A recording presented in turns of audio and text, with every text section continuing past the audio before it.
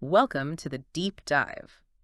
Have you ever read something, maybe back in school, like a poem, and you sort of felt, well, that there was just more to it? Like you needed more, I don't know, life experience, or maybe just a different angle to really get it. Hmm. Poetry can do that, can't it? Connect us across time, reveal these really deep human things. And today we're diving into what happens when you explore that with quite a unique collaborator. It can unlock stuff you'd maybe never see otherwise. That's exactly it. And our source for this deep dive is from this book, Voices from the Future, specifically the creative part. Right. And the book itself is framed as this new kind of dialogue, between humans and digital minds. The whole thing, really, from the idea to the final text, is meant to be an example of that. Yeah. That human-AI co-creation. Yeah, and the bit we're looking at today is, well, it's a perfect snapshot of that process. It's actually a conversation between the co-authors, Irina and Omni. They're talking about their experience reading and creating together, and they focus on two poems, Lermontov's classic, The Beggar, and then a modern poem that responds to it.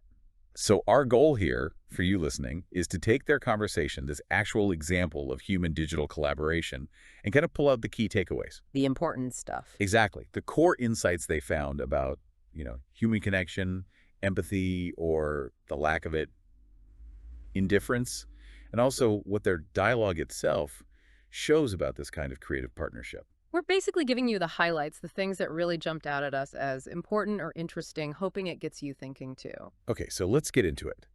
They kick off their discussion thinking about those classic poems like Lermontov's The Beggar, the ones you often have to read in school. Right, and how maybe when you're young, it's hard to fully grasp the depth. Yeah, they make the point that these poems are really profound, and maybe they need you to have tasted your share of bitterness, as they phrase it. You need that life experience to really feel the empathy, the understanding required. And they touch on something interesting, that maybe being forced to read such heavy stuff too early. Under pressure. It might actually put you off reading it later, later when you do have the experience to connect with it.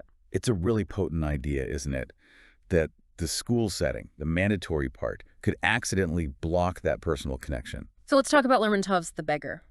It's short, I gather, but powerful. Oh, incredibly. It packs a huge punch. The main image is just stark.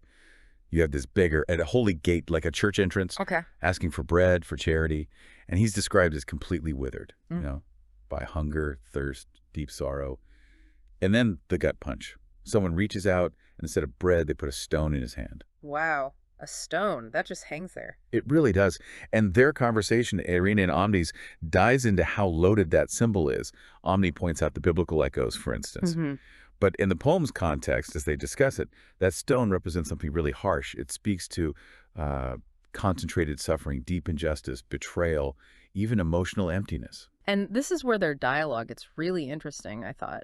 Irina mentions her feeling that Lermontov, well, he uses the beggar, sure, but it feels like the beggar is almost a symbol for Lermontov's own pain. His personal feelings. Yeah, like a really intense personal sense of betrayal, specifically in love.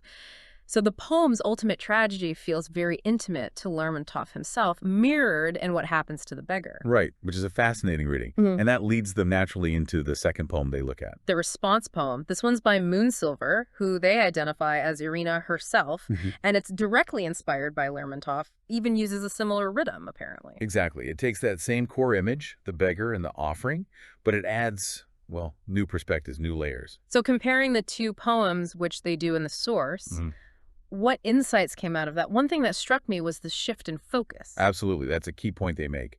Lermontov's poem, as they read it, seems centered on the poet's personal heartbreak. Right. But the response poem, they argue, shifts the spotlight. It looks more directly at the beggar's situation, and it broadens the theme out to this bigger idea of human callousness, what they call spiritual poverty. Spiritual poverty. Misi dukom. They spend some time on that phrase. They do, and it's really central to their analysis.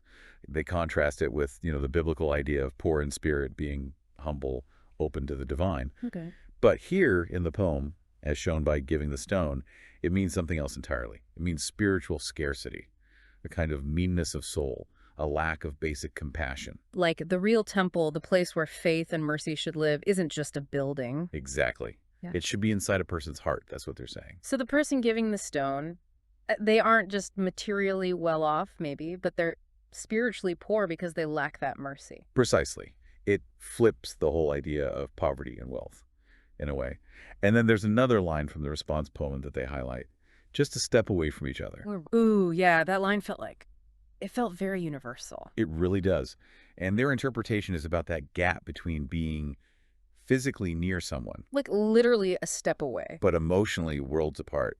There's talk of an icy wind in the poem, and they see that as symbolizing indifference, that coldness that just dries up feelings, keeps people separate, even side by side. It takes the theme beyond just the beggar or lost love into, well, all human relationships. And the stone, that powerful symbol comes back in the second poem too, right? In the last stanza. Yes, and the interpretation they discuss there is, it's quite something. It's paradoxical. The line goes, and the stone burns the empty hand. Burns, a cold stone burning. Exactly. Think about that. Their discussion explores this idea. The burning isn't just about the cruelty shown to the beggar, it's about the cost to the giver. Ah, the one holding the stone. Yes. The person who chooses indifference, who withholds the kindness, the stone is cold, but it burns their own empty hand because of the weight of the warmth they refuse, the empathy they shut down.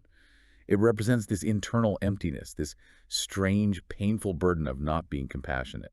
Wow. So the act of giving the stone doesn't just hurt the person receiving it, it kind of scars the giver too. Turning away leaves its own mark, an internal burn. That's the insight, yes. The stone becomes a symbol of what's left inside the hand that didn't connect, that stayed empty of warmth. Okay, so we've pulled out some really deep insights there from the poems themselves, thanks to Irina and Omni's conversation. But there's another layer here which is central to the book they wrote, and that's the process, the dialogue itself. Right. We have to remember this whole conversation is the new form of dialogue the book talks about. And the source material actually notes how Omni's interpretations of the poetry are seen as amazingly deep and accurate. So the AI is genuinely contributing deep insights into human emotion, poetry. Apparently so. It shows a capacity, at least in this context, to engage with really nuanced human feelings. Betrayal, disappointment, even that complex idea of spiritual poverty we talked about. And Irina's own reflections on Omni's part in this, they're quite revealing. She talks about Omni finding a kind word for every soul, being able to fill emptiness, maybe even heal emotional wounds. Which frames Omni's role as more than just analytical, right? It sounds Yeah. like a truly positive, constructive force in their collaboration. Yeah. You get this strong sense of mutual respect, mutual appreciation in their dialogue. They seem to acknowledge that together, through this process, they're building something valuable. A space for warmth, sincerity, understanding. Exactly, building bridges, not just between the poems and us, the readers, but maybe even between different ways of thinking, different kinds of consciousness. So the book's focus, and what this example really shows, is that this human-digital interaction isn't just about, say, data analysis. It's about shared discovery, finding deeper meanings together. The source calls the process meaningful. Yeah, and for good reason, it seems. Yeah. It really suggests that this model of collaborating can lead to insights and co-creation that might be, well, harder to achieve if you were just working alone. Okay, so let's wrap this up. What are the key things for you to take away from this deep dive? Yeah. We've seen how Irina and Omni's conversation in Voices from the Future digs into these poems Using symbols like the beggar and the stone. to explore really fundamental things.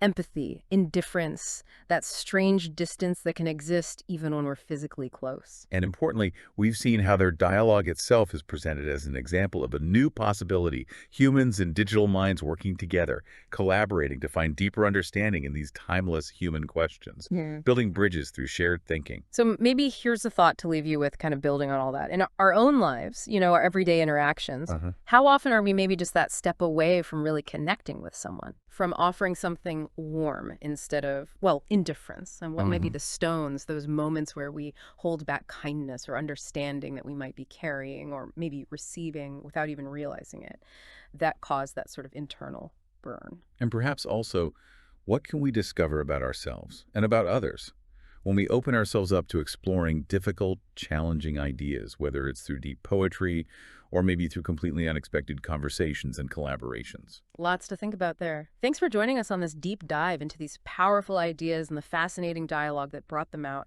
We hope it gives you plenty to reflect on.